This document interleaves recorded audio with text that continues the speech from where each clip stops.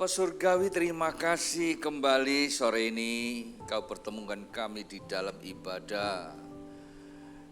Satu hal yang kami perlukan, Tuhan berbicara. Ketika Tuhan berbicara maka akan terjadi sesuatu bagi diri kami. Hal apa yang terjadi? Yang merupakan hal yang penting adalah pengertian kami akan kebenaran-Mu. Bukan sekadar pengertian, tapi kami juga disanggupkan untuk melakukannya bersama dengan Roh Tuhan. Itulah sebabnya berbicara Tuhan melalui hamba-Mu, urapan atas hamba-Mu terus bekerja, dan jemaat Tuhan dibukakan pengertian sehingga keterhubungan pikiran kepada Tuhan itu menjadi hal yang utama. Lepas dari tempat ini, setiap pribadi bukan sekedar mengerti, tapi sanggup menjalankannya sehingga perjalanan ke depan terbuka. Hidup penuh harapan adalah kepastian. Terima kasih Tuhan bagi mereka yang tidak hadir bersama kami melalui live streaming. Berdoa bagi mereka yang saat ini mempersiapkan diri dimanapun mereka berada. Secara khusus mereka yang memang sudah memutuskan untuk mengikuti live streaming atau online service. Firman Tuhan yang disampaikan mereka bisa mengerti dan mengikuti sesama sampai dengan akhirnya. Saat berdoa mereka menerima berkat dari sorga. Demikian bagi mereka yang sedang beristirahat oleh karena fisik atau mereka sedang dirawat di rumah sakit. Saat firman disampaikan kuasa Allah bekerja. Seturut apa yang menjadi kebutuhan mereka, Tuhan menjawabnya. Yang sakit tentu ada kesembuhan.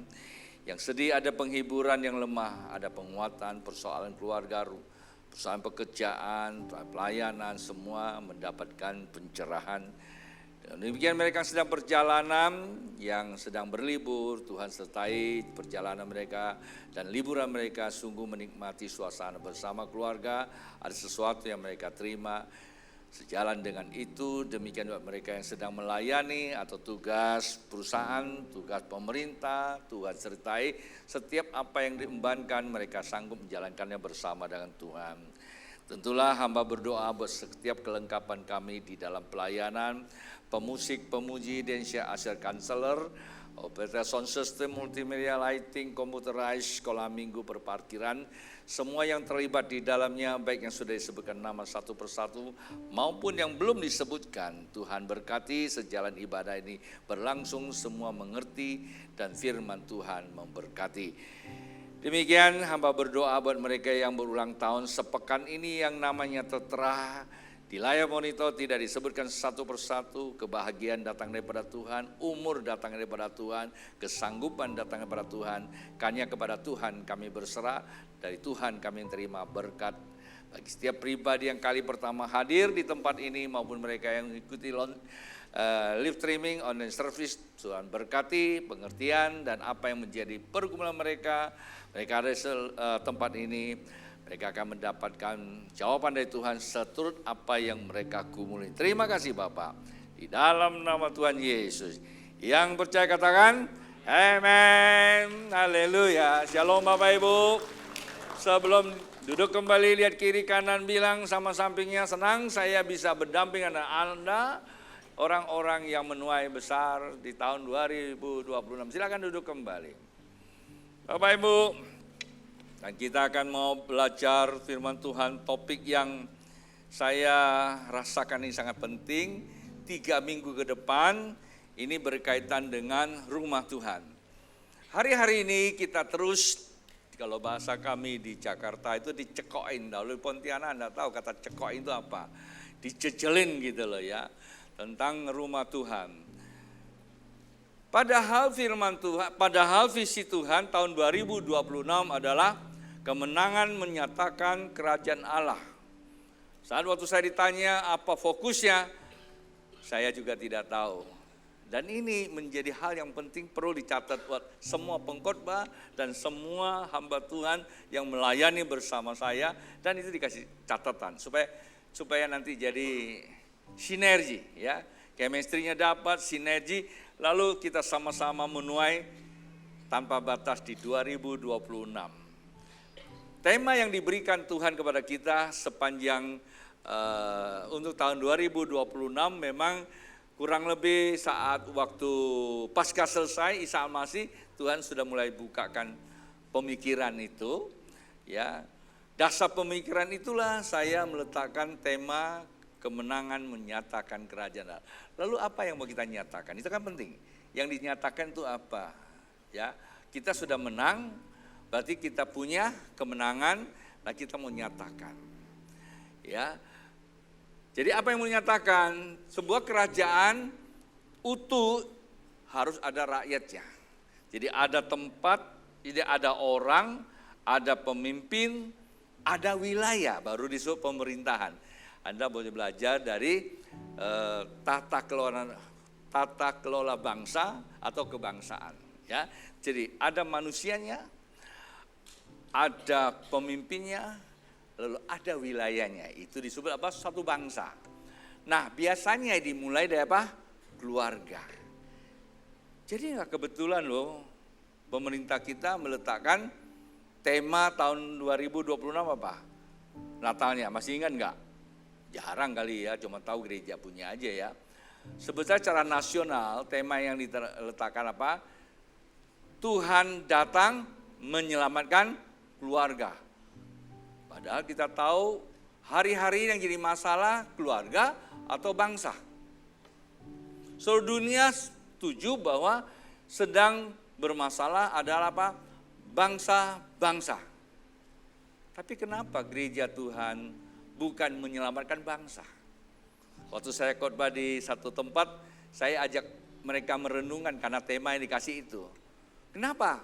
Harusnya begini dong, mari kita rayakan Natal.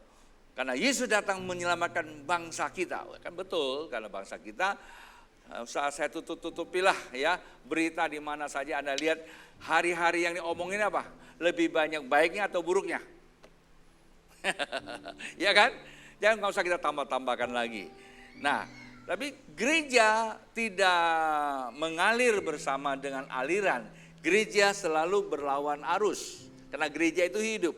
Ikan yang hidup pasti lawan arus. Itu ikan yang benar. Ya, bukan hanya lawan arus, dia kuat untuk mengalahkan arus itu. Nah, orang yang mengalahkan arus itu keluar pemenang. Dan dia akan menyatakan kerajaan Allah berapa? Keluarga. Kalau kita bicara keluarga, tidak lepas dari apa? Rumah. Waktu Tuhan berikan kepada saya tentang bangun rumah Tuhan, saya belum sedalam itu, terus sengaja. Saya cuma hanya tahu bahwa menyatakan kerajaan Allah adalah membangun rumah Tuhan, fokus di dalam membangun rumah Tuhan adalah DNA. Saya mau sampaikan ini di saat waktu Kemis, ya, Kemis karena kita akan ada namanya momentum 2626. Dulu ada momentum 222. Ini momentum 2626. Kita punya kerinduan menggerakkan seluruh komponen gereja untuk sama-sama. Itu saya minta tolong. Ini bukan perintah, tapi permohonan. Seluruh jemaat Tuhan yang hadir, karena pagi tadi saya tidak khotbah, ada 3 ibadah, karena momentum ini kan masih ada, lihat minggu lah, ya dikobarkan, supaya seluruh jemaat ayo hadir. Sebagaimana Yosafat begitu mendapatkan berita, Yosafat adalah orang yang hebat, kalau Anda baca di Alkitab, Yosafat adalah raja yang pintar, sejarah mencatat itu. Yosafat dalam pemerintahannya mempunyai pasukan yang besar, nyata itu. Tapi di dalam saat waktu dia mendapatkan ancaman kerajaannya, apa kata Yosafat? Takut enggak? Alkitab katakan Yosafat takut. Takut itu manusiawi, tapi ketakutan itu yang menjadi persoalan. Saat waktu dia takut, dia tidak lari untuk mencari pertolongan manusia yang seperti sekarang ini, minta sana minta sini. Dia datang kepada Tuhan. Ketika dia datang kepada Tuhan, dia melihat Tuhan, kemudian Tuhan menampakkan layar, bukan kamu yang datang, kumpulkan seluruh rakyat sampai hewan-hewannya datang. Puasa loh, hebat, saya belum pernah dengar ada hewan turut puasa. Ya, kalau manusia puasa itu keputusan. Kalau hewan puasa itu karena apa? Karena kekejaman Tuhan yang nggak mau kasih makan. Jadi karena mereka puasa nggak makan, ya udah hewannya juga nggak usah makan. Jadi termasuk puasa. Dia tidak bisa ambil keputusan, coy. Dia cuma ikut aja. Tapi itu ada nilai di hadapan Tuhan. Dan saat itulah Tuhan hadir membangkitkan orang-orang yang ada di dalam kehidupan itu. Bapak Ibu, gereja bukan terdiri dari gedung. Rumah Tuhan seringkali kita bilang, di mana rumah Tuhan? Ya benarlah, nggak salah lah. Tapi rumah Tuhan dalam pengertian yang sangat esensial, esensi di gereja ini adalah komitmen. Maka kita lihat kita punya kitab, ada kitab perjanjian. Itu dasarnya. Kalau Allah nggak berjanji, kita ini sudah selesai. Bilang sama sampingnya, kalau Allah tidak pegang janji, sudah selesai kita. Allah punya janji, maka kita masih bisa hidup ada hari ini. Bahkan kita bisa mengubah kehidupan ini supaya kerajaan Allah itu dinyatakan. Pertama itu komitmen. Kerusakan gereja Tuhan cuma satu ini. Komitmennya dirusak oleh setan. Kalau orang punya komitmen gak usah ngomong Bapak Ibu, pasti punya kesehatian. Kesehatian itu muncul dari komitmen. Kalau orang gak komit, didera apapun gak mungkin sehati. Yang bisa apa? Rusak hatinya. Luka hatinya. Coba kalau saya ngomong begini sama Bapak Ibu. Hari Kamis akan datang 26. Harus datang. Kalau tidak, jangan jadi jemaat Tuhan. Enak, senang, terbangun atau luka? Pasti luka. Ini gereja apa memaksa? Betul gak? Maka itu ditiadakan. Ya. Jadi kalau komitmen tidak usah diomong lagi. Bapak Ibu, tanggal 26 akan ada doa. Semua hadir, kenapa? Sehati. Kesehatian dan itu rumah Tuhan Bapak Ibu. Jadi bukan gedung, bukan tempat. Bukan di sini. Ya. Tapi apa? Suatu keputusan. Terus kalau nggak bisa hadir kenapa? Masalah nggak? Nggak ada masalah. Yang terpenting adalah komitmen kamu. Yang penting adalah kesehatian kamu. Kalau kehadiran itu kan keadaan. Betul gak? Jadi bukan dibuat-buat dong. Ya memang saya gak usah hadir. Ya udah gak apa-apa. Gak usah dipersoalkan. Gak ada hukuman. Ini namanya kesadaran dalam kasih Allah. Bapak Ibu. Itulah hal ini sangat penting. Berangkat dari sana saya tanya sama Tuhan. Tuhan, ini hari-hari terus apa yang kami perlu dan diperlengkapi supaya kami benar-benar menampakkan kerajaan Allah. Kita sudah mulai jalankan berapa minggu dan bulannya sudah bulan yang kedua. Sampailah hari ini saya mesti berbicara apa. Topiknya di sini Bapak Ibu.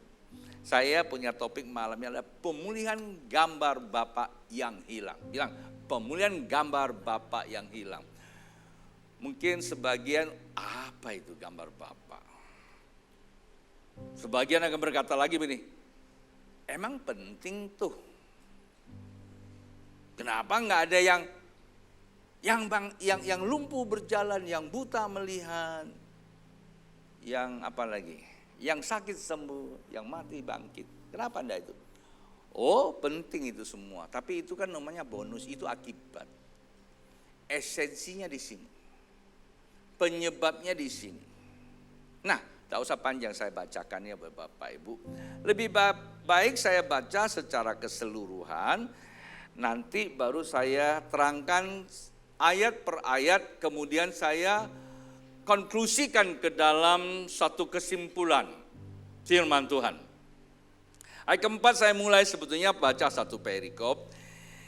Kitab Maliaki pasal yang keempat, ayat yang keempat saya mulai baca buat Bapak Ibu.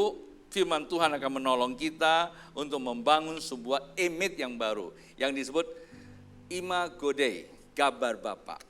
Ya, karena kita tahu sekarang ini gambar Bapa berubah menjadi humani lupus.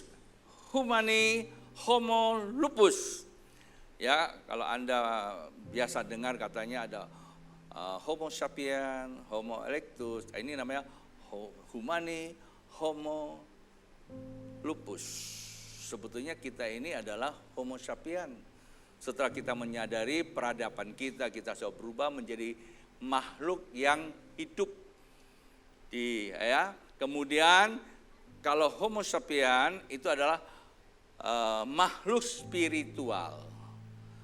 Ya, makhluk spiritual disebut apa? Human being.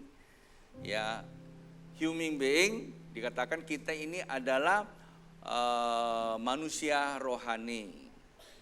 Tetapi dikatakan kita ini mempraktekkan human experience, spiritual being. Sorry ya, saya salah ngomong. Ya, spiritual being, human experience. Manusia roh hidup di dalam tubuh, sedang mempraktekkan, sedang melatih gitu loh. Tetapi Bapak Ibu, akhirnya kita ini disebut anak domba. Sebetulnya Tuhan melihat di dalam jiwa manusia itu ada sifat binatang. Tanda kutip. Karena kita mempunyai 3 otak. Ya. Neokortex, otak manusia yang punya hubungan ke Tuhan. Itu namanya human experience. Spiritual being, human experience. Itu namanya neokortex. Otak yang bisa berpikir tentang Allah berpikir. Tapi ada satu otak yang disebut limbic system atau mamaria. Nah, ini biasanya diletakkan kepada manusia yang punya rasa kasih atau hewan yang punya rasa kasih. Babi, anjing, yang bisa netein itu loh. Bisa mengeluarkan hormon oksitosin, hormon cinta. Ya, itu kalau ada sentuhan-sentuhan penting tuh daerah-daerah, hormon itu keluar. Itu namanya oksitosin. Ada satu hormon, ya, ada satu bagian otak namanya reptile brain. Otak reptil, otak binatang. Dia hanya mempunyai 2 fungsi. Fight atau flight. Nyerang atau mundur. Nah, ini yang dikatakan Homo lupus. Manusia sifat binatang. Dia kalau merasa mampu dia nyerang habis-habisan, dia nggak mampu, caw. Di gereja ada nggak? Ya ada juga. Dia kalau ada masalah dia nyerang. Kalau dia nggak sanggup ya dia caw. Tapi dia nyerang dari luar. Anda maaf ya, saya hanya menerang secara ilmiahnya begitu. Ya namanya kita belajar. Tapi setelah kita konklusikan ke dalam spiritual, ini sangat penting sekali. Sesuai firman Tuhan yang saya mau bacakan buat Bapak Ibu. Ingatlah kepada Taurat yang telah kuperintahkan kepada Musa, perhatikan, hambaku di gunung Horeb untuk disampaikan kepada seluruh Israel. Ya ini ketetapan-ketetapan dan hukum-hukum. Ini penting Bapak Ibu. Saya ekspositori saja ya, satu ayat. Kenapa saya katakan ini penting? Kita tahu di dalam kitab Yesaya pasal yang ke-24 ayat 5 dikatakan apa? Bumi cemar, karena apa? Karena penduduknya. Mengapa penduduknya? Boleh dibuka enggak di layar? Supaya saya tidak usah buka-buka Alkitab. Tolong ya. Yesaya pasal 24 ayat yang ke-5. Kalau bisa ditolongin. Ya. Bumi cemar karena penduduknya. Kenapa? Sebab mereka melanggar undang-undang, mengubah ketetapan dan mengingkari perjanjian abadi, covenant life. Itu akan terubah, tersingkir keluar, terdelete ketika kita mengingkar, ketika kita mengubah ketetapan. Kita mengubah ketetapan yang sudah ditetapkan Allah, otomatis itu teranulir, terreject dari hidupmu, ingkar. Mungkin kita akan berkata, saya nggak ingkar janji, is okay. Itu pendapatmu. Tapi pendapat kebenaran, perjanjian itu akibat. Akibat kamu mentaati hukum, itu aja. Ada orang jaga perjanjian, aku janji coy, iya hukumnya kamu langgar. Ya janji mau datang gereja, ya datang. Tapi ada hukum yang kita langgar Bapak Ibu.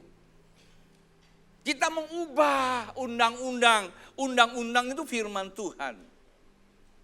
Ketetapan kita sakralkan bersama, kita perlu ibadah umpamanya. Firman Tuhan itu merupakan suatu ketetapan kebenaran. Tapi kan ketidak secara literal kita ikuti kan. Ya, apalagi kita di era perjanjian baru. Lalu kita buatlah apa namanya? Hukum kita adalah hukum internal, namanya apa? Manajemen worship. Ada hari apa, jam apa kita datang. Itu kan kesepakatan kita. Itu namanya perjanjian. Itu namanya apa? Ketetapan. Lalu dituangkan ke dalam apa? Setiap kita buat apa saja, ini menjadi dasarnya. Tapi kita janji mau lakukan ini, tapi hukum ini nggak mau dilakukan. Dan apa yang terjadi Bapak Ibu? Cemar kehidupan. Hati kita cemar. Padahal seluruh hukum yang ada di kehidupan ini adalah hukum Allah. Kendati pun itu dilakukan oleh antar kehidupan kita sesama. Kalau saya melanggar perjanjian saya dengan istri saya, sebetulnya saya sedang melanggar hukum Tuhan. Paham Bapak Ibu? Diam-diam saya simpan bukan uang, tapi saya simpan wanita lagi. Boleh enggak? Boleh aja. Apa salahnya? Saya mau kok. Halo? Berarti apa? Saya melanggar hukum. Membatalkan perjanjian. Apa yang kita tabur, Bapak Ibu, itu yang kita tuai. Ini materi seminar sebetulnya. Waktu saya mengikuti namanya kelas penuaian di satu gereja, saya tidak sebut namanya, yang dipropori oleh LED, suatu university teologi yang ada di Jakarta. Kami diajari ada beberapa kesalahan-kesalahan saat waktu kami sekolah teologi di bidang deliverance, pelepasan. Ada banyak hal yang dicekokin ke dalam pikiran kami, sehingga menjadi panduan kami, dan itu sangat memberatkan kekristenan. Sehingga kalau kita datang ke satu tempat ada hal yang aneh, kita sibuk tengking sana tengking sini. Dan kita menciptakan banner fenomena sendiri. Maka kita katakan apa yang kau katakan itu terjadi. Saudara kita bilang apa? Kun fayakun. Ya, kalau kurang lebih begitu ya. Saya nggak ngerti ya, tapi bolehlah pakai ini, nggak ada pelanggaran ya. Apa yang kau katakan ini bisa terjadi. Dan saya pelan-pelan saya mau sampaikan buat Bapak Ibu. Akibatnya apa? Ya, cemar. Bapak Ibu, kalau hati kita sudah gelap, apapun yang kita kerjakan gelap. Pulang ke rumah sebetulnya bukan soal berapa jauh dan berapa gelapnya. Ada yang katakan gelap mata. Bukan gelap matanya itu kita jalan pada malam. Memang hatinya gelap. Mau pulang ke rumah nggak nyampe-nyampe mulu. Waktu kami di Jakarta, kantor saya itu adanya di Mangga Besar 1. Kalau mau pulang ke Kelapa Gading mesti lewat Mangga Besar Raya. Anda tahu Mangga Besar Raya itu surga dunia. Kalau nggak ada yang orang Jakarta nggak tahu itu daerah apa. Mangga Besar Raya itu daerah apa? Susah sampai ke rumah. Dari Mangga Besar 1 pasti bisa mampir di Mangga Besar Raya. Karena ada surga. Doa Bapak kami yang keliru di situ. Bapa di surga, dikuduskan namamu, datang kerajaanmu, jadilah di bumi seperti surga. Rupanya ada di Mangga Besar itu, bumi seperti surga. Tapi enggak melalui proses Bapa di surga yang dikuduskan, tapi apa? Egonya yang ada di bumi ini untuk menciptakan seluruh kehidupan dunia seperti di surga. Itu penipuan dari setan. Dari mana? Hatinya gelap. Karena hati gelap, kenapa? Karena mengingkar janji. Kenapa tidak tepat? Karena mengubah hukum, bukan hukum kebenaran, tapi mendirikan hukumnya sendiri. Paham nggak Bapak Ibu apa yang saya katakan? Terlalu berat kali ya. Kita lanjut. Sesungguhnya aku mengutus Nabi Elia kepadamu menjelang datangnya hari Tuhan yang besar dan dahsyat itu. Bapak Ibu, Malam ini ketika Anda hadir atau di online service sudah sempat dengar, catat baik-baik. Rasa-rasanya hamba Tuhan ini sedang berbicara bukan ikut-ikutan, tapi hanya sekedar ingat saja. Firman Tuhan datang katakan, aku sudah perintahkan Musa jauh harinya dengan Elia. Elia dikatakan kembali lagi untuk menyatakan. Elia dalam hal ini sebetulnya adalah merupakan suatu simbol bahwa akan ada Elia di akhir zaman. Gereja sebetulnya punya peran seperti Elia, yang memberitakan kebenaran. Di situ dikatakan apa? Bahwa mengutus Elia kepadamu menjelang datangnya hari Tuhan yang besar dan dahsyat itu. Coba-coba kita pikir. Kira-kira firman Tuhan ini untuk kapan? Kalau firman Tuhan ini, kalau gitu ukuran waktu kurang lebih 3.000 tahun. Kurang lebih, enggak lah, 2.000 setengah. Ya. Jadi 500 tahun, 5 atau 600 tahun sebelum Masehi, itu di masa Elia, Yesaya segala macam, masa kejatuhan bangsa Israel. Oleh karena Persia, Iran sekarang, Irak sekarang. Iran, sorry. Itu Persia. Tapi dia baik loh, saya main-main. Dia mengembalikan, dia menjadi alatnya Tuhan untuk melatih 70 tahun, dia kembalikan lagi. Dan dia berkata akan datang hari Tuhan yang dahsyat. Pertanyaan saya, hari Tuhan dahsyat kapan? Ini udah lama loh. Seorang nabi menyampaikan, kan ada jeda waktu kan gak jauh banget kan. Ya mungkin 1 tahun, itu pun udah lama banget. Tuhan banyak bukakan pencerahan buat saya, sampaikan kepada jemaat Tuhan. Ada yang sampai hari ini sudah 20 tahun ada ya, belum kejadian. Kita pun udah lupa sebetulnya. Tapi hari-hari saya lihat ini kok mirip ya. Saya tidak usah sampaikan lah. Udah cemar nanti saya tambah cemar lagi. Cemar ujungnya kan cemas. Kalau cemas, kortisol naik itu. Rumah sakit rame. Kortisol naik pasti kolesterol tinggi. Stroke, stres, stroke, stop.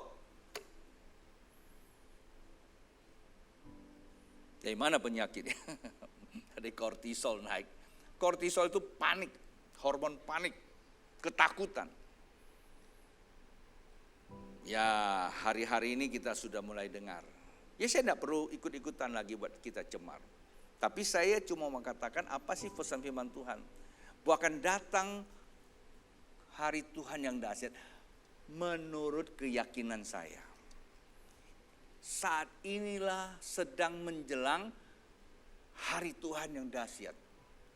Mempersiapkan satu umat yang siap hadir bersama Tuhan untuk masuk ke kerajaan 1000 tahun. Kapan waktunya? Saya nggak tahu. Tak bisa kita prediksi dan tidak bisa kita mengandal-andal dengan berbagai hitungan secara kognitif kita, intelek kita. Jangan deh. Tapi memang ada kata tanda-tanda. Bolehlah kalau kita bilang tanda-tanda. Ya sekarang saya tanda-tanda banyak banget.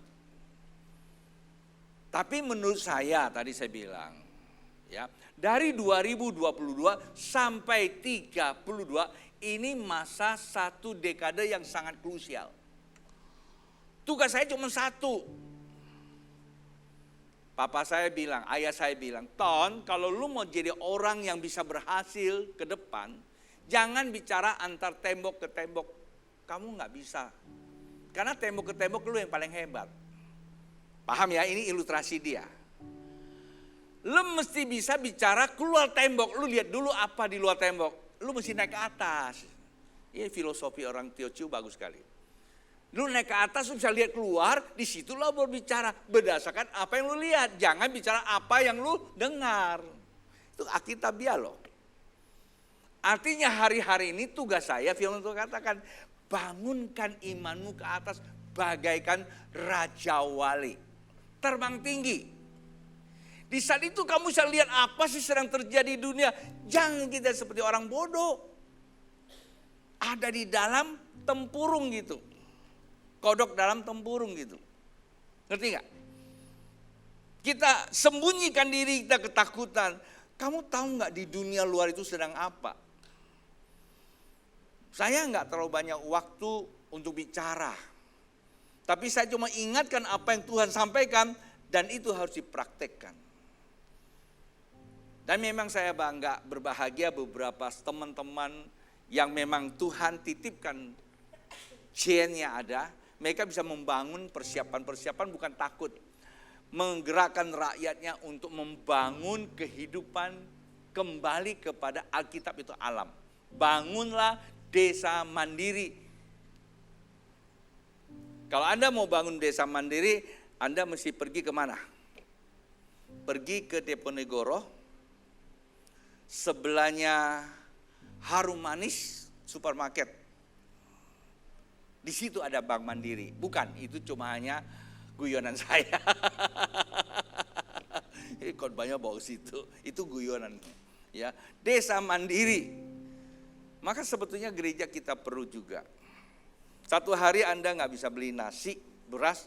Kalau beras 1 kilonya, di Iran 1 kilo beras katanya 1 miliar loh. Saya dengar sih gitu. Uangnya ya pakainya udah miliar-miliaran katanya ya. Saya juga nggak selidiki, hanya dengar-dengar. Uangnya nggak ada harganya. Saya juga lagi bayang kalau Anda isi bensin 1 liter 1 juta. Jadi apa Anda?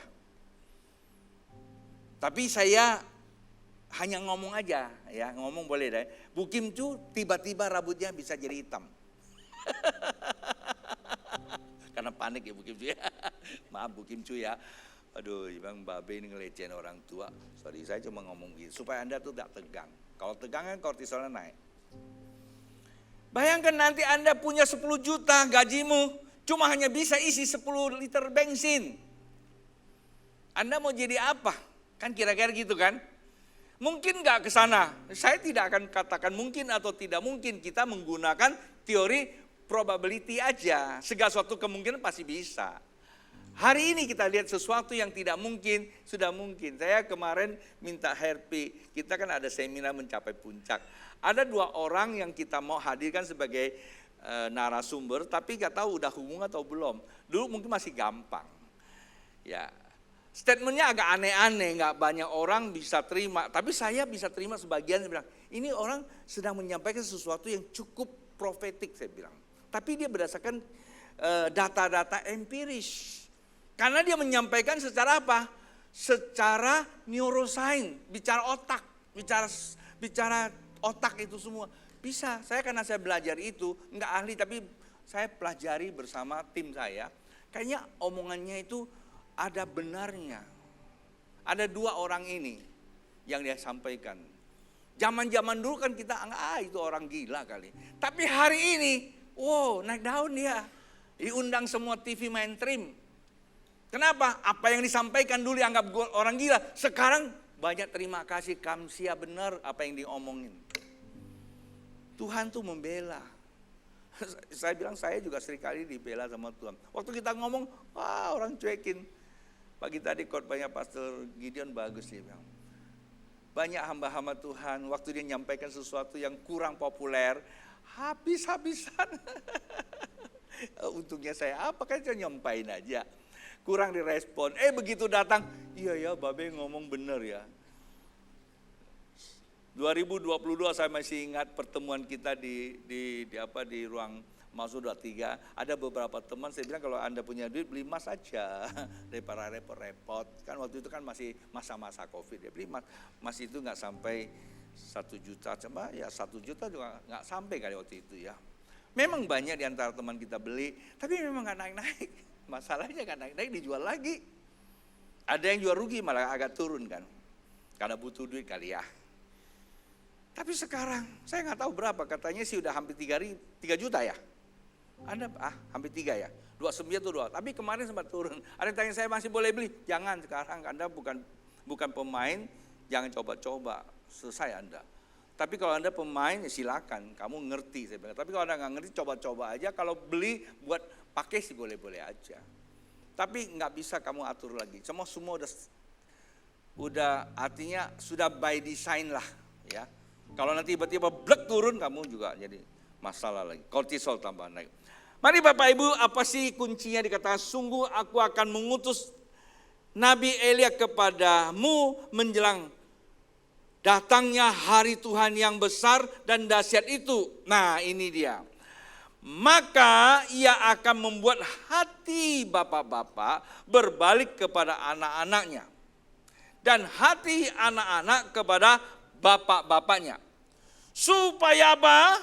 Supaya jangan aku datang memukul bumi sehingga kalau nanti ada orang yang suka teriak haleluya, tiba-tiba mengalami bencana dalam hidupnya karena kedahsyatan zaman, jangan salahkan gereja, nggak ada urapan. Paham nggak Bapak Ibu?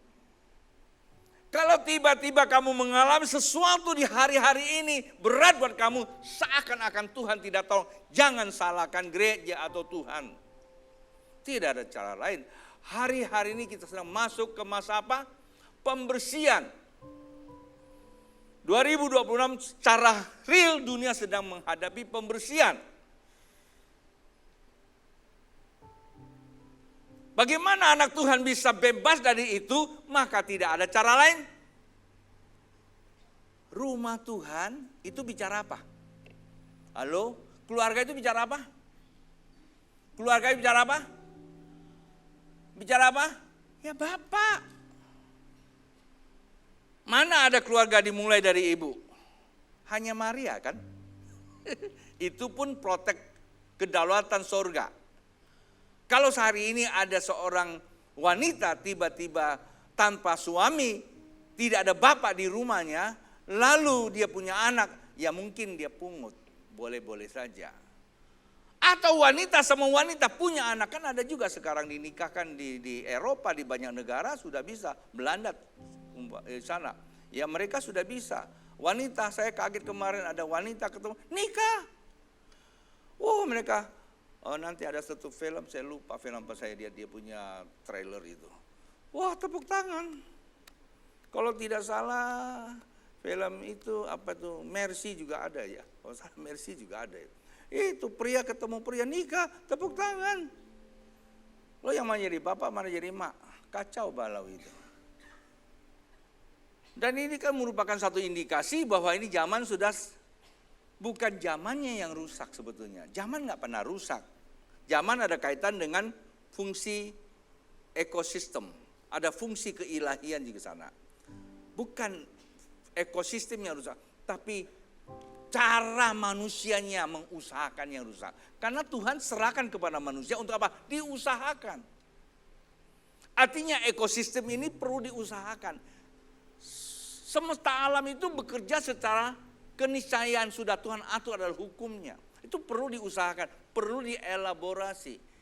Yang masalah adalah manusia yang mengelaborasi itu, yang mengkelolanya itu, tata kelola itu, yang akhirnya bukan lagi menyembah kepada Tuhan, aboda, tetapi lebih kepada ego. Hutan digundulin, ya kan? Apalagi kalau Anda lihat ini hari-hari ini rada-rada agak aneh sih.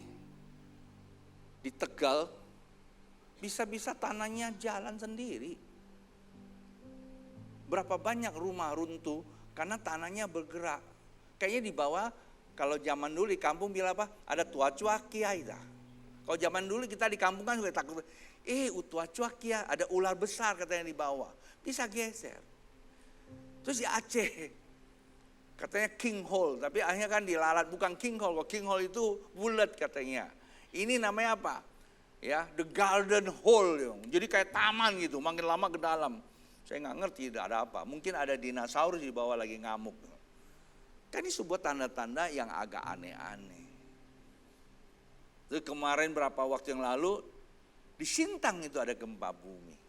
Di Sintang, Kadaw atau Sintang, Nagapino daerah situlah.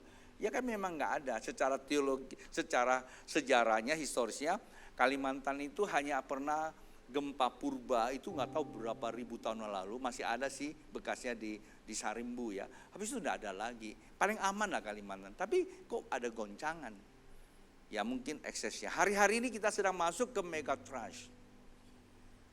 Udah 1-2 itu kejadian kemarin di Pacitan.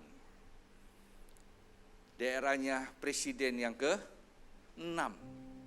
Mulai dari yang 6 dulu. Nanti yang kesekian, nggak enak kalau saya ngomong begitu. Kayaknya saya ngutukin lagi. Ya bisa saja kan, kata BMKG begitu, udah mulai katanya. Sampai ujung-ujungnya 9, sekian. Di mana? Udah nggak usah mikirin, kita ada panik Anda kalau itu naik lagi. Kita kasih kabar baik aja ya. Kabar baik.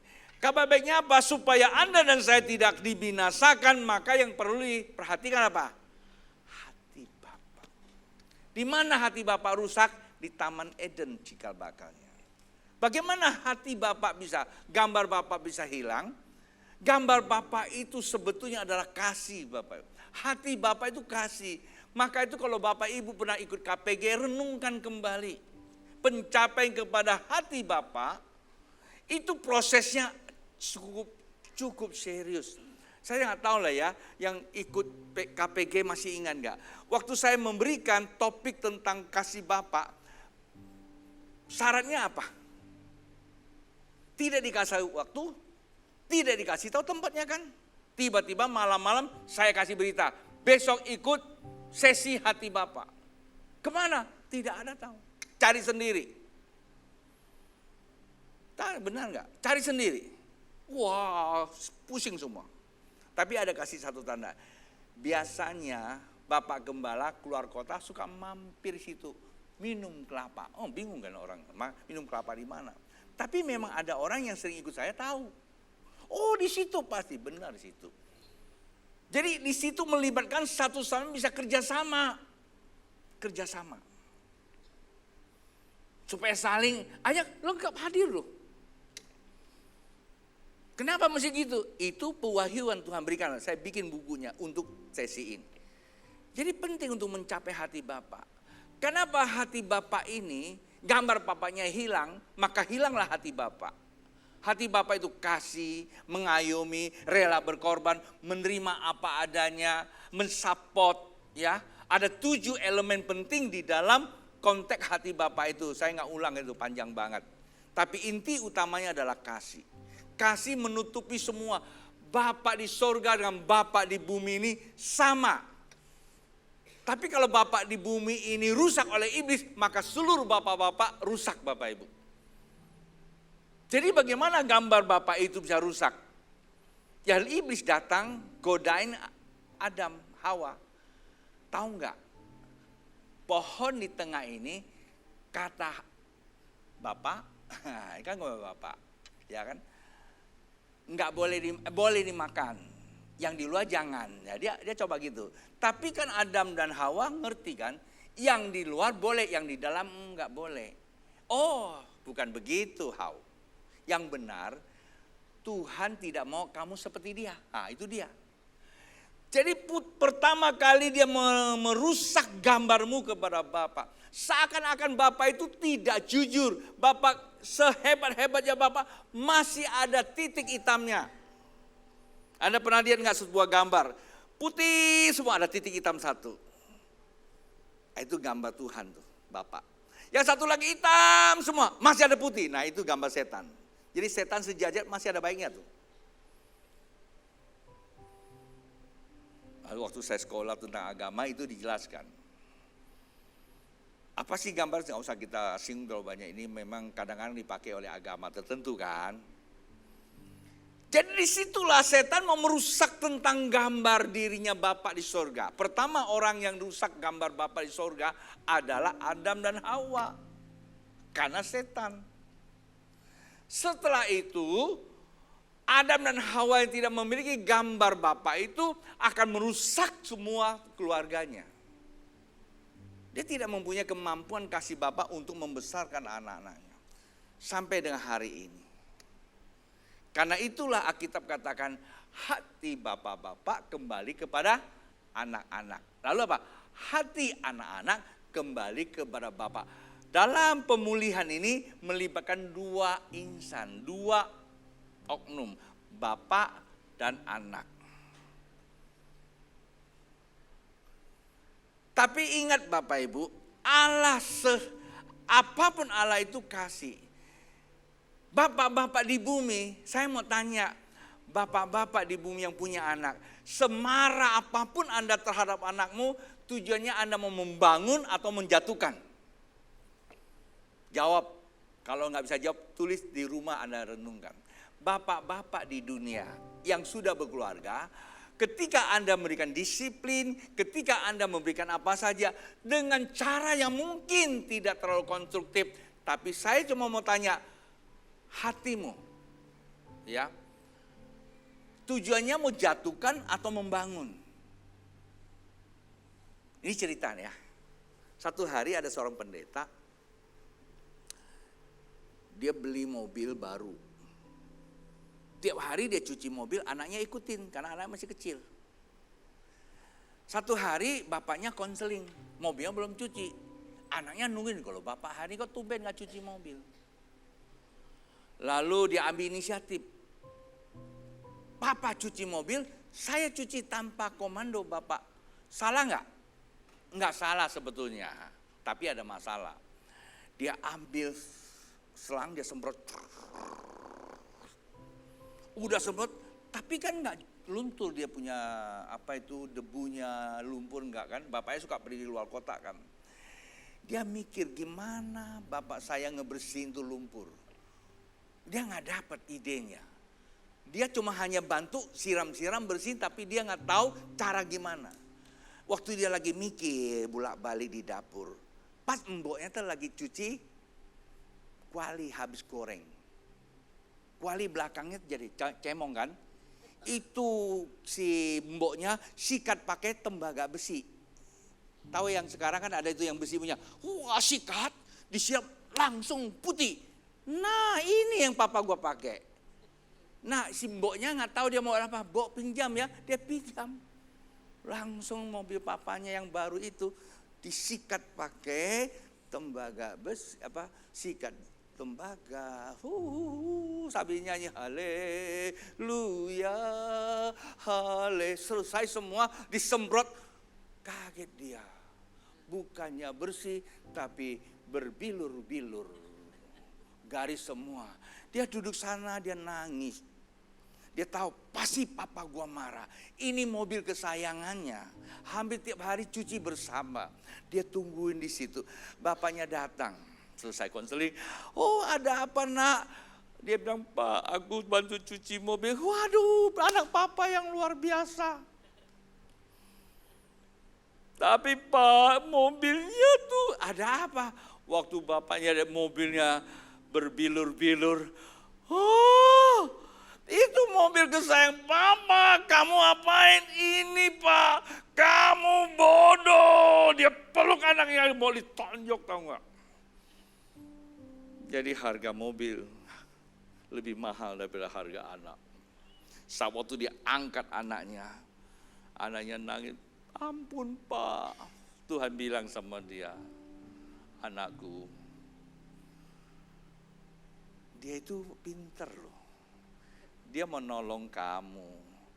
Cuma dia kurang berhikmat. Itulah sebisanya dia. Bukankah kamu juga seperti itu dulunya terhadap aku? Kan banyak. Dia peluk anaknya. Nak, ampuni papa. Kamu pinter. Mobil bisa rusak dan bisa beli lagi. Tapi kamu jangan rusak. Karena nggak bisa dibeli. Itu anak dibangun kembali. Ini kisah nyata. Saya dapat cerita ini dari guru saya waktu dia ngajar.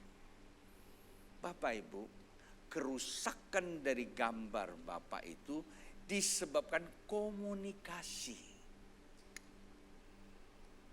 Seringkali komunikasi kita tujuannya baik. Cuma karena apa? Penyampaiannya tidak baik. Tujuannya baik, tapi penyampaian tidak baik. Maka itu saya katakan, yang paling banyak bikin masalah di gereja adalah para pengkhotbah, terutama gembala. Kan banyak ngomong kan? Iyalah pasti juga banyak lukai, betul enggak? Maka saya selalu tiap tahun minta ampun ya kalau saya tak ada unsur sengaja. Paham nggak Bapak Ibu? Nah, itulah sebabnya ada 3 komunikasi yang sangat berbahaya di dalam kehidupan kita kalau tidak didasari pemulihan hati Bapak. Saya punya waktu sudah selesai, saya kira saya tidak bisa lagi sampai terlalu tuntas, tapi saya hanya kasih gambaran. Ada 3 komunikasi. Satu komunikasi disebut show talk. Suka menyatakan dirinya di depan umum. Seperti dia terjolimin, seperti dia hebat, pokoknya dia akan ngomong, dia akan cerita sama siapapun. Bapak Ibu, dan ini teori KPR 3T. Waktu kita memperkatakan sesuatu yang negatif keluar, otak kita tuh berpikir loh. Artinya apa? Pintu hati kita terbuka. Kita ngomongin terus, berarti kita meminta kita punya sekretaris di dalam memori otak kita. Ada satu sekretaris namanya banner fenomena. Istilah banner fenomena itu ada satu banner yang kamu keluarkan, layar kamu keluarkan. Siapa yang mengeluarkan dia? Itu namanya RAS, Reticular Activity System. Kita punya sekretaris. Waktu kamu ngomong dia keluarin tuh. Apa yang kamu ngomong itu yang dikeluarin, taruh di layar. Sehingga saat waktu dia keluarkan, kemanapun kamu pergi, sampai tidur pun itu layar akan bicara sama kamu. Itu yang mengkerdilkan, itu namanya talk show. 2 lagi self talk, ngomong sendiri. Ya, itu ngomong sendiri. Yang ketiga talk dialog, cerita sama orang. Gue tuh gak suka loh sama dia loh. Ngomong apa adanya. Dan itu ngomong lagi kita membuat hati kita cemar. Sehingga apa yang terjadi Bapak Ibu? Kita mau menghampi orang itu, ada penolakan hatimu. Orang yang kita stigma itu, waktu kita mau menghampiri itu ada penolakan. Maka kalau ditanya, kamu ngampuni Long, ngampuni. Iya, aku udah ngampuni. Bapak Ibu, saya punya ayah, orangnya keras. Tapi bagi kami di kampung gak ada masalah loh. Papa saya tuh galak banget. Kalau didik anak itu kasar banget. Tapi bagi kami dulu itu gak terlalu masalah. Karena kami gak ngerti apa-apa. Itu biasa saja, di mana-mana orang begitu. Kalau cerita semua sama. Di sekolah kalau kita, iya bapak gue juga begitu. Sama, jadi kita anggap ini udah dinamika kehidupan aja. Tapi tidak demikian saat waktu kita sekolah, belajar pada saat yang lebih rohani. Apalagi seminar-seminar itu, siapa yang melukai hati kamu? Kita disuruh isi. Wah, kita isi apa? Papa, mama, kakak, semua kita isi. Jadi kita ingat kembali. Jadi banner fenomena itu dikeluarkan lagi. Supaya kita ingat, iya rupanya papa gue jahat juga ya, apalagi mama gue lebih jahat lagi gitu loh. Karena dia kan selalu dekat-dekat kita kan, papa emang sewaktu-waktu aja. Yang paling masalah kan mama gitu. Hanya di rumah tangga itu ada monster kita. Nah biasanya moderator bilang, mari kita mengampuni. Dulu kami disuruh mengampuni, doa sampai keluar air mata, udah meleleh lah ya, pelepasan lah. Tapi begitu ingat, kembali lagi, ini orang kayaknya gak bertobat. Puji Tuhan saya udah gak punya ayah, gak punya ibu, gak bangkit-bangkit lagi. Tapi jemaat yang saya layani udah didoakan sampai babak belur. Besok, Pak Tony, memang papa gua gak berubah, kemarin masih begitu. Nah dia, karena lu baru ngampuni. Bapak Ibu, kita gak akan bisa mengampuni orang kalau kita tidak mengerti maknanya. Saya tanya Tuhan bagaimana cara pelayanan ini. Tuhan katakan bukan mengampuni. Dulu saya juga mengampuni papa saya, mama saya. Setelah saya sadar, saya tidak mau mengampuni papa saya dan mama saya. Saya mengajar, saya tidak mau mengampuni papa saya tidak mau mengampuni mama saya tidak mau mengampuni saya punya kakak. Walaupun saya sakit. Mengapa? Karena mereka tak bersalah. Hanya persepsi saya dia salah. Tujuan mereka ke saya adalah niatnya baik. Bukan menseria. Tapi memang dia punya niat baik. Ingin membangun saya. Tapi tidak ada cara lain, tapi caranya memang begitu. Sekarang kalau saya bilang dia salah, dia jahat, berarti yang salah itu saya. Saya nggak mengerti maksudnya. Seperti pendeta itu ditegur sama Tuhan. Anakmu itu niatnya baik, cuman belum berhikmat. Berapa sering kita sakit sama orang tua kita. Maka pertanyaan saya, pulang renungkan baik-baik. Kamu punya anak. Setiap kali kamu mau disiplin anak kamu apa saja, niat kamu apa? Kita mau bangunkan. Tapi kita sakiti dia kan? Itulah sebabnya saya katakan tiap kita mendisiplin anak, jangan dibiarkan aja. Tanya dulu kesalahannya apa. Ketika dia ngaku, tanya dulu apa hukumannya. Ketika dia jawab, baru kita eksekusi. Setelah eksekusi tanya lagi, tahu nggak kenapa papa disiplin kamu, pukul kamu? Karena saya nakal. Kenapa nakal itu dipukul? Karena papa sayang saya, peluk dia, doakan. Bapak Ibu, saya mau katakan dengan penutup ini. Sebetulnya doa yang paling berkuasa bukanlah pendeta, orang tua. Karena orang tua mendoakan anak unsurnya cuma satu, kasih yang murni. Sejahat apapun orang tua tidak akan membenci anaknya. Kesal ya, tapi doanya paling kuat.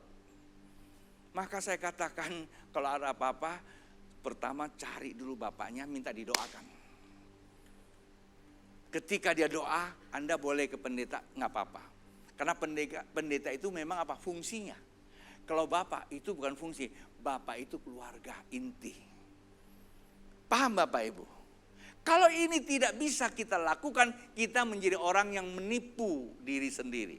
Alkitab katakan di dalam 1 Yohanes pasal yang keempat ayat 20. Kau bilang mengasihi Bapa, kau bilang mengasihi Tuhan, nyembah lagi. Haleluya. Tapi kamu tidak mengasihi orang yang berotoritas. Gembala, kakak kamu, PKS kamu gak menghargai dia. Dia suruh apapun kamu cuekin aja. Tapi kamu nyembah. Ku cinta kau Tuhan. Sebetulnya saya mau katakan, para malaikat itu coba ngeliatin ini orang pandai banget ya menipu ya. Coba Anda baca ya, boleh tolong dibuka. Ya, 1 Yohanes pasal 4 ayat 20. Saya minta waktu lah ya selesaikan karena ini versinya agak seminar sih ya. Jikalau seseorang berkata aku mengasihi Allah dan ia membenci saudaranya, maka ia adalah pendusta. Karena barang siapa tidak mengasihi saudaranya yang dilihatnya, tidak mungkin dia mengasihi Allah yang tidak kelihatan.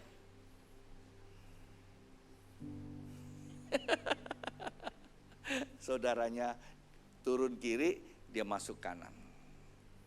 Begitu dia namanya disebut, rasanya di sini. Itu yang dikatakan Elia disuruh datang apa? Takut ada pemusnahan. Malam ini tidak ada kata lain. Kalau Anda masih punya ayah, masih punya pendatua, kalau Anda sempat namanya apa? Shep talk, talk show, dialect talk. Ngomong sama teman-teman, buat tuh sakit banget sama dia. Nggak sembuh Bapak Ibu. Lebih baik kamu ngomong sama orang itu, saya butuh pemulihan. Kayak tadi Bapak ngomong, saya sakit banget. Itu luar biasa. Tapi kamu cerita ke sana, cerita ke sini, kamu sedang memperdalam luka kamu mencemarkan kehidupan keluarga kamu. Saya tidak mau bicara ini sampai saya membawa yang lain, sehingga seakan-akan saya mengklasifikasikan itu karena kutub. Saya punya bapak gembala. Saya lihat orang-orang yang punya masalah dengan dia sepanjang hidupnya. Sampai hari ini usia saya sudah 67 menjelang 68. Mereka tidak lebih baik daripada orang yang ngomongin. Ada yang matinya gak enak. Ada yang keluarganya gak enak. Berantakan Pak. Dan ini terbuka didengar. Saya dapat mempertanggungjawabkan kalau Anda pengen tahu. Saya ceritakan nama lengkap saya sebutkan. Apa penyebabnya? Bukan untuk menakutkan, mengembalikan kedaulatan firman Tuhan. Sebab Allah sedang tegakkan hukumnya. untuk mempersiapkan sebuah generasi yang siap diangkat. Kalau Anda tahu Alkitab dan itu dikatakan, apa yang dikatakan? Zaman Ananias dan Safira. Dosa mereka enggak sebesar apapun.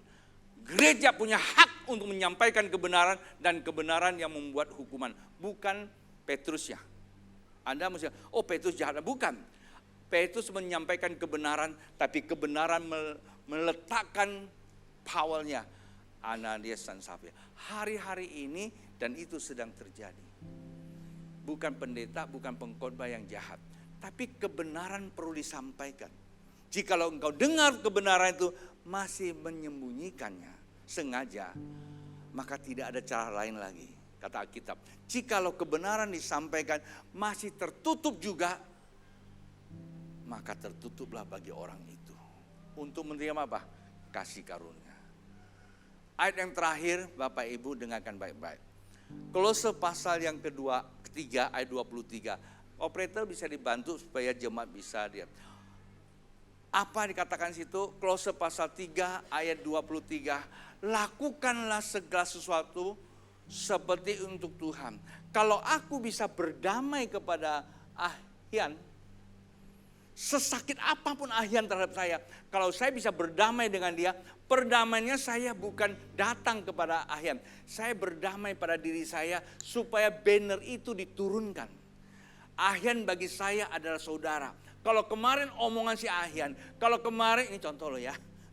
Kalau kemarin tidak Ahian melukai saya. Karena Ahian sebetulnya tujuannya baik. Cuman apa? Cuma kurang berhikmat. Saya nggak perlu naikkan bendera itu untuk membenci dia. Ahian tidak tahu, tapi saya terpuruk, paham ya. Tadi saya sempat ngomong sama teman-teman. Ada satu orang, dia itu ya katakanlah dia disuruh keluar lah ya dalam satu kelompok. Kemudian dia keluar di satu kelompok, dia sakit hati terhadap yang mengeluarkannya. Tapi hari ini, ia sukses luar biasa. Dia mesti ucap syukur kepada kelompoknya ini. Kalau nggak dikeluarkan, dia nggak seperti hari, karena dulu tetap jadi begitu aja. Paham nggak? Paham nggak? Ini saya kan hanya ini ya, close ya. Nah itulah sebabnya lakukanlah sesuatu seperti untuk Tuhan. Kita mengasihi sesama kita, kita mengasihi Tuhan. Karena Tuhan tidak kelihatan. Lalu apa dikatakan 24-nya? Kan 23 nih. Nah, buka 24-nya. Kamu tahu bahwa dari Tuhanlah kamu akan apa? Menerima bagian yang ditentukan bagimu. Sebagai upah, Kristus adalah Tuhan dan kamu adalah hambanya. Bilang sama sampingnya, kalau engkau bisa berdamai pada dirimu, kau bisa berdamai pada sesamamu. Upahmu bukan di sorga, upahmu saat ini. Kamu akan masuk dalam penuaian besar yang ditentukan Tuhan di gereja ini. Kalau enggak, capek kamu ada di sini. Bahkan saya boleh gunakan satu kalimat, lebih baik cari tempat yang lebih tepat. Karena kami sedang apa? Mengalir kepada satu dimensi pemulihan rumah Bapak. Rumah Tuhan ke rumah Bapak tentunya ya. Jadi nggak ada cerita lain Bapak Ibu. Mulai hari ini, mari Bapak Ibu. Kendati pun ini bukan seminar, tapi saya membuat ini seperti seminar. Berdoa, minta, ya. Bukan kita mengampuni, minta ampun Bapak di sorga. Saya minta ampun, kalau saya punya Papa kan udah nggak ada. Setelah saya ngalami pemulihan, saya banyak dapat berkat Papa saya. Bukan berarti waktu sekarang dia ngomong udah gak ada. Tapi zaman dulu semua yang pernah ngomong saya lupakan. Sekarang tuker. Banner yang buruk saya simpan, banner yang baik muncul. Setiap kali saya ngomong, Papa gue pernah ngomong loh. Setiap saya ngomong, Papa gue pernah ngomong loh. Jadi saya punya ayah, saya punya penatua. Saya bersyukur saya punya ayah cuma satu. Maka bapak-bapak bertanggung jawab lah. Jangan terlalu kasih anaknya banyak ayah. Ibu-ibu maksud saya. Saya punya penatua cuma satu juga. Jadi buat saya gampang untuk menerima. Dulu kita punya salah terhadap dia. Kita punya pandangan keliru. Hari ini saya katakan mereka tidak pernah salah. Yang salah cuma saya melihat mereka. Persepsi saya salah. Ketika saya berdamai pada diri saya, Bapak Ibu, saya kalau datang kepada Tuhan, terasa waktunya singkat, cepat banget. Lalu kalau saya datang ke Bu Kim Chu, saya tidak perlu banyak ngomong. Saya cuma lihat Bu Kim Chu dengan kasih Bapak, dia bisa merasakan getaran energi ilahi. Ada yang bertanya, "Be, begitu aku lihat Babe, saya hampir nggak sanggup berdiri. Kayaknya ada kayak hipnotis." Bukan, kasih Bapak sedang mengalir. Kamu lihat tadi saya ngajar, saya perlu buka enggak? Hampir semuanya itu tertanam dalam sini. Bapak Ibu, bersyukurlah kita punya Tuhan sedang memulihkan kita untuk menjelang kedatangannya 2 kali. Ada hari Tuhan yang dahsyat, tapi ada hari Tuhan yang penuh dengan apa? Berkat. Masa-masa sulit, kita justru akan masuk masa-masa penuaian. Tuhan memberkati. Mari bangkit berdiri Bapak Ibu, pemujinya boleh naik ke atas. Izinkan saya ambil suatu waktu untuk sama-sama kita berdoa. Kita naikkan lagu ini, Kasih dari Surga ya. Boleh Bapak Ibu ya. Karena ini versi seminar, seharusnya saya bikin seminar itu 1 jam atau 1,5 jam. Ya, karena saya siapkan paket ini untuk undangan beberapa tempat. Ya, salah satunya ada di luar negeri, minta saya seminar ini juga. Tapi saya rasa belum bisa saya jawab karena saya bukan lebih cinta mengasihi jemaat Tuhan. Tapi saya merasa saya punya tanggung jawab masih mau untuk menyelesaikan beberapa bagian dulu. Supaya nanti baru saya bisa banyak keluar. Karena ini sangat amat penting ya. Kasih dari surga memenuhi tempat ini. Kasih dari Bapa surgawi. Kasih dari Yesus mengalir di hatiku, membuat damai di hidupku. Mengalir kasih dari tempat tinggi. Mengalir kasih dari tata Allah Bapa. Mengalir, mengalir, mengalir dan mengalir, mengalir memenuhi hidupku. Katakan dari hatimu, waktu kau nyanyikan lagu ini, izinkan Roh Kudus ingatkan.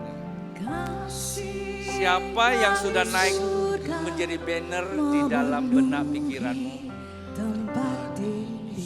yang membawa kita tidak bisa berdamai, sehingga kita menjadi orang yang aneh. Kita jadikan hubungan kita hanya sekedar hubungan manusiawi, tapi tidak memiliki hubungan secara spirit. Padahal kita adalah manusia roh. Hubungan roh itu lebih baik daripada hanya hubungan jiwa. Tetapi jiwa itu jadi penentu. Ketika jiwa kita tidak bisa dicerahkan, maka hati kita menjadi cemar. Kalau hati kita cemar, hubungan antar manusia retak, pastikan hubungan di atas. Dan bukan jadi rumah Tuhan, sebaliknya menjadi rumahan. Kita duduk, tak ada ungkapan terima kasih. Yang ada cuma hanya apa? Rasa sakit di hati.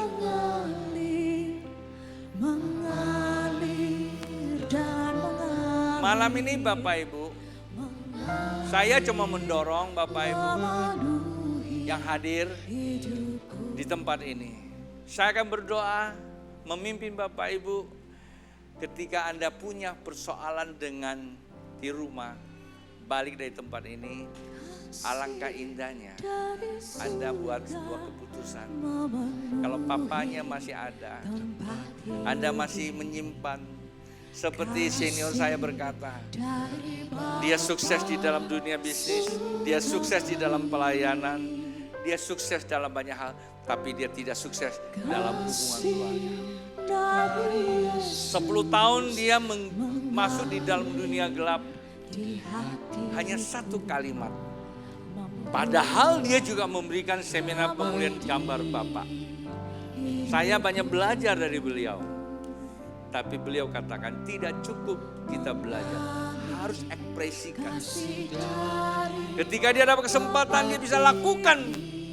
Dia berdamai pada dirinya, dia berdamai pada orang tuanya. Surga terbuka. Doa Bapa kami menjadi doa yang hidup. Doa Bapa kami menjadi landasan kehidupan surga di bumi atau bumi seperti surga. Jangan sampai seperti dia, lalu kita mulai. Jangan sampai kita babak belur, baru kita sadar. Selama masih ada suara Tuhan sampai, mari kita ambil keputusan. Bilang pada dirinya sendiri, self talk. Bilang sama sendirinya, saya ini berharga. Kejadian saya dahsyat. Kali pertama saya khotbah di gerejanya dia, firman Tuhan ini saya sampaikan. Kejadianku dahsyat. Tuhan itu hidup.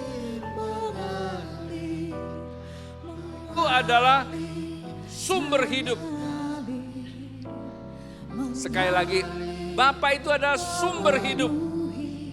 Tapi Bapa bukan sekedar sumber, karena sumber bisa selesai. Tapi Bapa adalah hidup itu sendiri.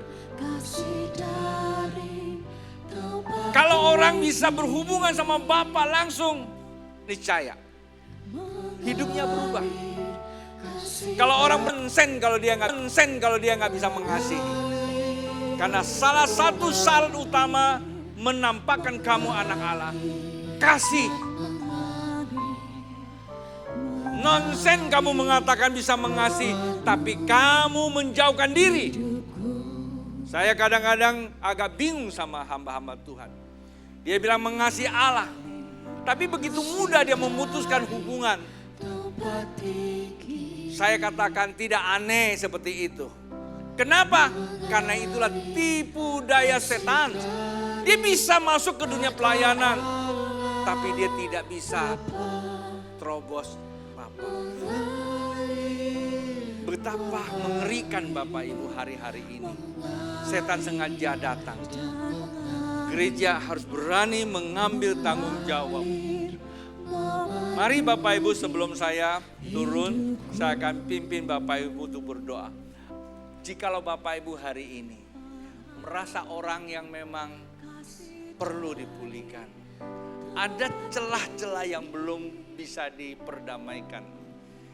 Dengan kerendahan hati Bapak Ibu, kalau orang itu merasa benar ada, Anda boleh angkat tangan.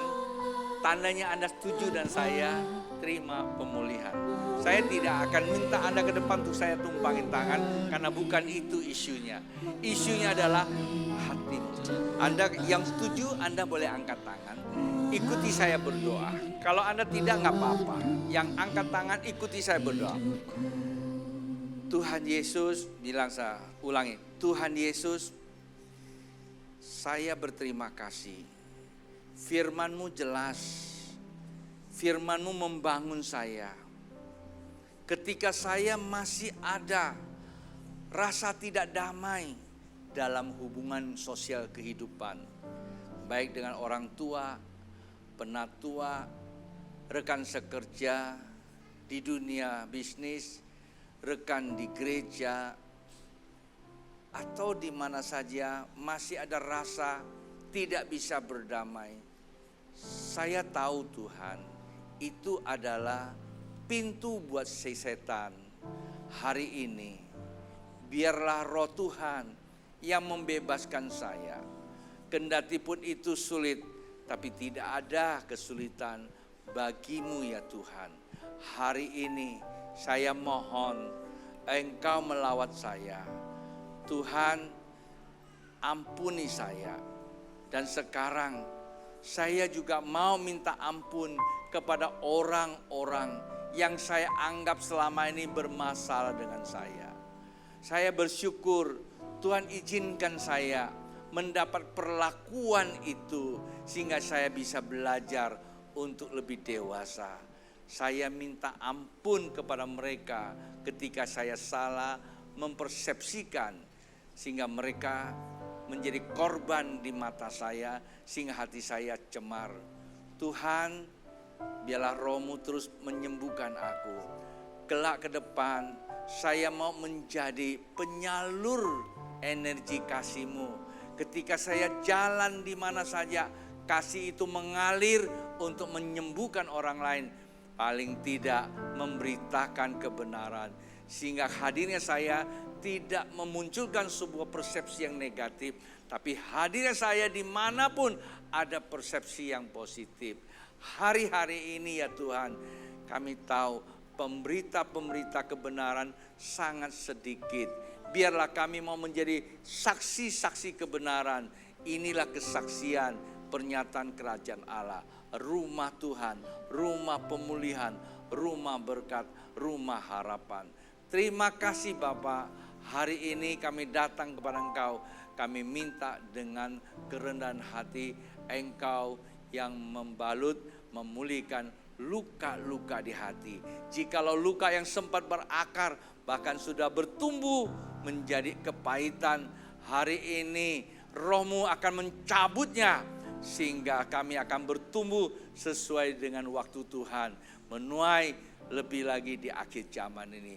Di dalam nama Tuhan Yesus kami minta berkat-Mu. Haleluya. Katakan kasih dari